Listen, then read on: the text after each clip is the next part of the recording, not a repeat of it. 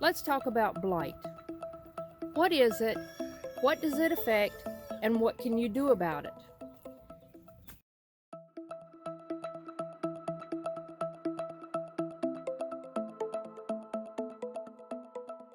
There's early blight and there's late blight. Early blight is in the spring and the summer when temperatures are warm but moist. Late blight is when the temperatures are cool and moist, like in the fall and into the winter. Now, blight will affect seriously potatoes, tomatoes, peppers, eggplant, things that are in the nightshade family. And what it is, it's a fungus that attacks the plant due to really wet conditions, not a lot of good air circulation, and temperatures.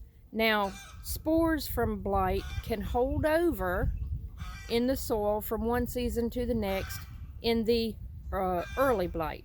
Late blight mostly does not overwinter, although I do believe that it can in the right conditions and circumstances, but it is a spore of fungus that will devastate a crop. For me, I'm dealing with potatoes right now that I've discovered have early blight. Mine are so severe, there's really nothing can be done about it. So I'm just going to pull these potatoes out and discard the plants. I don't know if I will have any usable potatoes in the soil. When I pull them up, I'll find out. It is a very rapid infection. Once you discover it, if it's in a small area, you can probably treat it with a fungicide, but if it is broad across the majority of your plants, there's generally not a lot you can do, and that's the case of mine. It's everywhere. It's on all of the leaves. The entire bed of potatoes are infected. So I'm going to have to pull these out and just call it a loss. I'm not devastated by this happening because I generally don't do potatoes in the spring anyways, the spring and through early summer, because I generally have too much pest pressure on my potatoes and I have better luck in the fall. I don't generally deal with blight in the fall also. But I had these potatoes on hand. They were sprouting. I needed to do something, either, discard them or plant them. And I thought, well, if I do nothing, I'm not going to get anything for sure. So I stuck them in this box behind me and a bed in my front garden, figuring, what the heck. But we've had a lot of rain lately. All last week we had rain. We had rain this morning. I did notice the potatoes, some of the leaves were starting to get this. And I thought, well, I better get a fungicide. But I didn't act fast enough because you only have a couple of days before it goes from a small area to just full-blown, it's a mess. And I didn't get to it fast enough. Now, the weather plays a huge role in blight, but I also feel like I contributed to this situation because I had a small area that I could plant them, but I had a lot of potatoes, so I did cram them all into a small area. I did it on video as well, and I also said I'm probably putting them too close together, which I did. They're very compact together, not a lot of good airflow. That's mistake number one. Mistake number two was when I noticed these the damage on some of the leaves. I was busy doing other things and I said, oh, I better get back to that. I didn't get back to it a few days later, and I think it's going to be a total loss. Now, if you get to it early enough, a good fungicide will generally knock it down. But most of the time it just spreads so rapidly, it's hard to get a grip and control it. So I'm going to call the potato crop this year a loss. I'm not going to be upset about it, but what I do want to point out is, well, this bed is going to get torn apart anyways, because if you've seen any of my prior videos, I'm taking out wood boxes and putting in the metal raised beds. But this soil I will put aside. I won't put it back into my compost pile, which is what I've been doing while I'm moving boxes. I don't want to make the mistake of using this soil this season and accidentally plant tomatoes or something in it that these spores will get a hold of, because they will survive for a while in the soil. In the winter time, they usually don't, because the freezing temperature kills them and they thrive more on the heat than they do on the cooler temperatures. Although it does happen in the cooler temperatures, that's the late blight. So I just wanted to show this to y'all and point out what it is, what it looks like, what it affects, and what you can do about it. Now, there are a lot of videos out there where people make homemade solutions. I have made those over time. I did not have good results. When I've caught it early on a plant, I have used a copper fungicide. That helps. It slows it down. It did not get rid of it.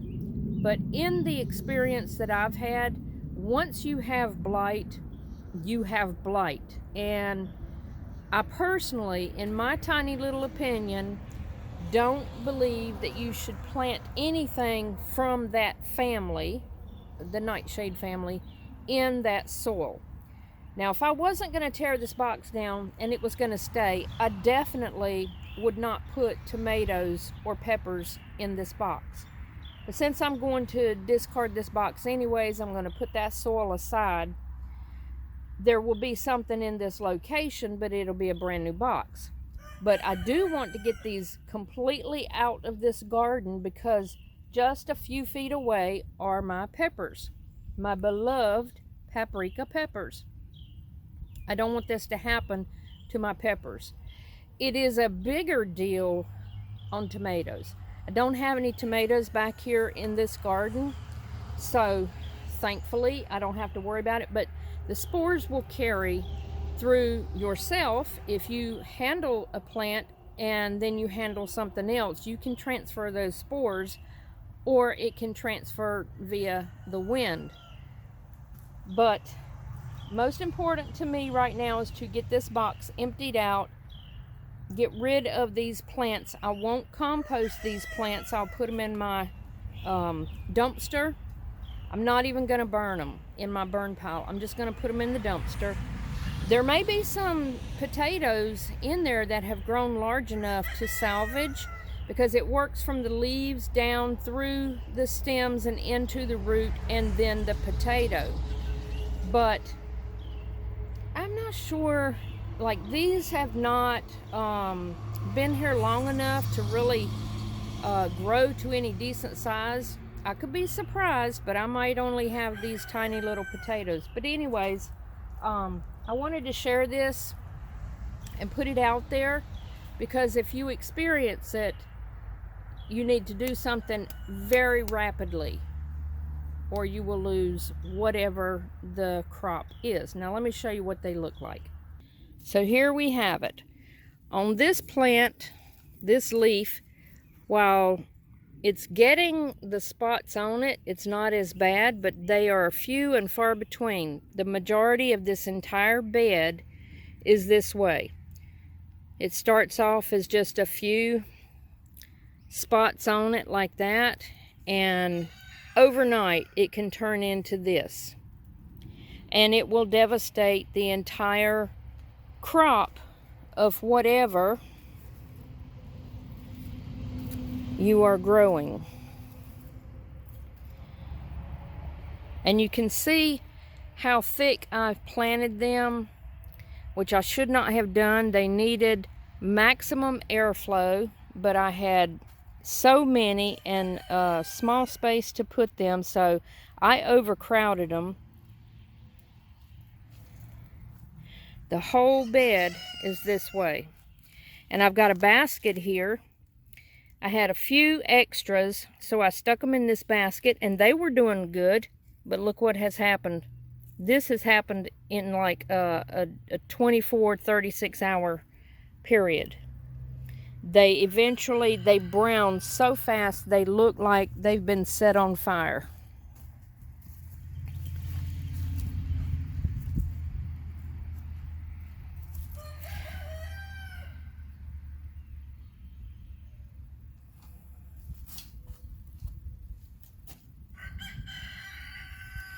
So the best course of action for me is to dig all of this up, dispose of it, and move on. And it does not, I do not believe that this situation is worthy of me trying to spray anything. I think that this is all beyond any repair, and it's just not worth my time. I did go ahead and pull the potatoes out of this bed off camera and all was not lost. I did get a bucket full of red potatoes. There's a lot of small ones in there, and there's some medium size and a few large ones in the bottom. The smaller ones, those are fine because I love making red bliss potatoes, and I like using small whole ones, so that's perfect. And I did manage a few small russet potatoes, which I don't even remember planting the russets. Maybe I had a couple, you know, just a few on the side, and I just stuck them in the box.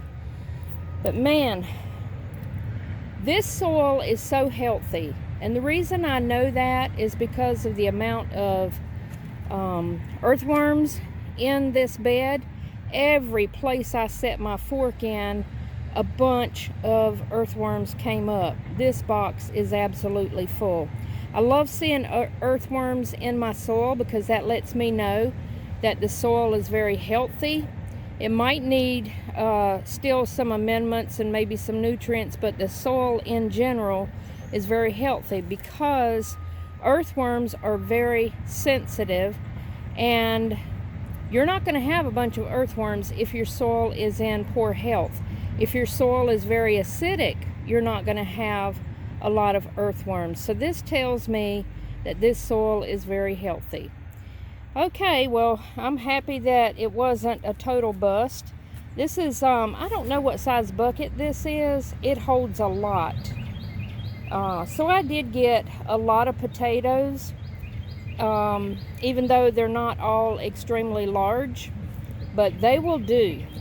You can't have a bad red potato.